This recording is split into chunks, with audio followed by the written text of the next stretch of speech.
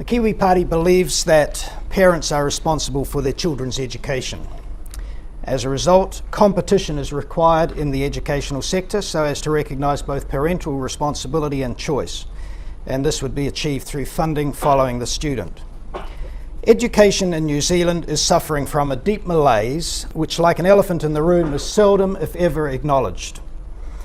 Usually we teach what we think is important, and we don't teach things we consider unimportant. But what is important, and by what standard is this determined? Education is never religiously or philosophically neutral, but always built on a religious philosophical foundation. It's on the basis of this foundation that what is and is not important is determined. Not all foundations, however, are sufficient to carry a vibrant and coherent educational system. And this is precisely why there needs to be competition in the educational sector so parents can choose the religious philosophical foundation on which their children's education will be built. One of the very bottom level philosophical questions that confronts all human beings is the question, was life, the universe and everything made, or was it not made? Was it designed, or is it the result of random processes? Is it a product of thought or non-thought? Was it created and thus have a creator, or did it evolve as the result of properties and processes inherent in the stuff it consists of? These two alternatives are polar opposites. One provides logically consistent grounds for meaning, purpose, morality and worth. The other for meaninglessness, purposelessness and amorality. In 1990, I attended a lecture at Victoria University in an auditorium jammed full and overflowing. It was given by the world-renowned evolutionist, the late Dr. Stephen Jay Gould. Gould was in New Zealand as a living treasure to give 3 lectures as part of New Zealand's Sesqui celebrations. His lecture was entitled The Darwinian Revolution in Thought. Afterwards, I had a letter published in the Evening Post regarding the lecture. I said, Gould was applauded long and loud at the end and thanked profusely for presenting such a stimulating and thought-provoking lecture, one which gave insight into the breadth of his scholarship, his reading and his cultural appreciation. What did this man say that brought such praise? He told us that the truly radical thing Darwin said, which he agreed with, was that nature was purposeless and amoral. He said very few followers of Darwin over the past 150 years have had the guts to acknowledge this. Most have naively believed in progress and meaning, ideas totally foreign to Darwinism, rather than being liberated by realizing there was no purpose to anything. Man, as much a part of nature and as much an accident as anything else, was also without meaning and morals. I asked, how could anyone applaud such nonsense? It amounted to applauding one's own meaninglessness and amorality, and yet the university hierarchy was there and applauded. I said, if Gould is correct, and given his starting point, there is no doubt he is, what is the point of universities and their stringent rules and regulations? Or in the context of today, what is the point of any educational enterprise? Gould pointed to the elephant in the room, not to resolve it, but to gain brownie points for being brave enough to talk about it, and was applauded for his courage. But are there any other braves out there? Well, there's a few. William Provine, Professor of Evolutionary Biology at Cornell University, said in a debate in 1994 at Stanford University, let me summarise my views on what modern evolutionary biology tells us loud and clear, and I must say that these are basically Darwin's views. There are no gods, no purposive forces of any kind, no life after death. When I die, I'm absolutely certain I'm going to be completely dead. That's just all. That's going to be the end of me. There's no ultimate foundation for ethics, there's no ultimate meaning to life, and no free will for humans either.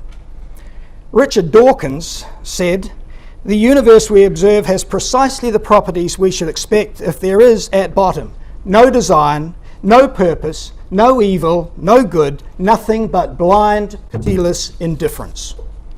At a lecture by Richard Dawkins I attended, somebody asked him, Professor Dawkins, given what you've said tonight, could you please tell me why I should get up in the morning? Included in his reply was a comment that a teacher in New Zealand had written to him and told him that after reading one of his books, one of his students had decided life was not worth living.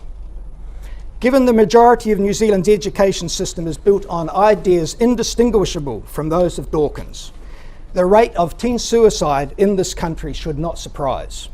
teach kids they're nothing but warmed over pond scum, and when the chips are down, no wonder they decide life's not worth living. It's a wonder more don't. Perhaps it's because they don't have the courage, or just resign themselves to live with the deadening weight of nagging, persistent background despair, whether identified or not. And given that a pregnant schoolgirl can be taken straight from school to an abortion clinic to have her child killed without her parents even knowing about it, an abomination on 2 counts the educational establishment endorses and participates in, is it any wonder that kids put 2 and 2 together and conclude they've got no intrinsic worth and are just as expendable? Why should their life be any more valuable than the one they just destroyed? Virtually all universities were founded on the presupposition that life, the universe, and everything was the result of the creative genius of a personal creator. And so was modern science. One could study the world because it was the product of a faithful creator who did not play fast and loose with his creation, but made it to function predictably according to laws which can be discovered and are consistent throughout time and space. And seeing the creator was separate and distinct from his creation, the world could be studied, taken apart, analysed, without him being tampered with in some way. Study of the world was a deeply meaningful activity, exploring the handiwork of the creator, thinking his thoughts after him, and offering him praise for the beauty of his character expressed in the things he had made. But in the last 150 years, that religious philosophical foundation has slipped away, leaving educational establishments in a state of cognitive dissonance, an apparently meaningful structure built on a foundation of meaninglessness. And that's the malaise. Taught in various ways from the bottom to the top of the education system is the idea that life, the universe, and everything is the result of blind, impersonal, purposeless, amoral forces. Thus, we're not the creation of a personal moral creator, and are thus not subject to any rules such a creator may have set for our behaviour. There's no higher law or higher lawgiver. We are the lawmakers, and we will make any law we like. And on this basis, Parliament legalised prostitution, making it just another service industry, like selling hamburgers or teaching.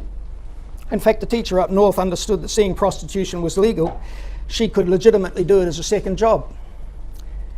For 4 years at Onslow College, I did woodwork and tech drawing, and then the careers advisors arranged for me to visit a number of building outfits to see if I liked the idea of becoming a builder.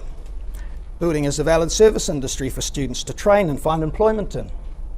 So now that prostitution has joined building as a valid service industry, why shouldn't prostitution classes be run at high schools like technology classes are?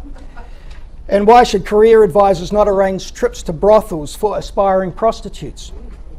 In a Darwinian world, the type of world presupposed throughout most of the educational sector in New Zealand and explicitly promoted by Gould and other such luminaries, no valid objection can be raised. On Talkback Radio, after the teacher prostitute story broke, discussion of the morality of the situation was minimised, and on at least one occasion I heard explicitly excluded. It's not unusual.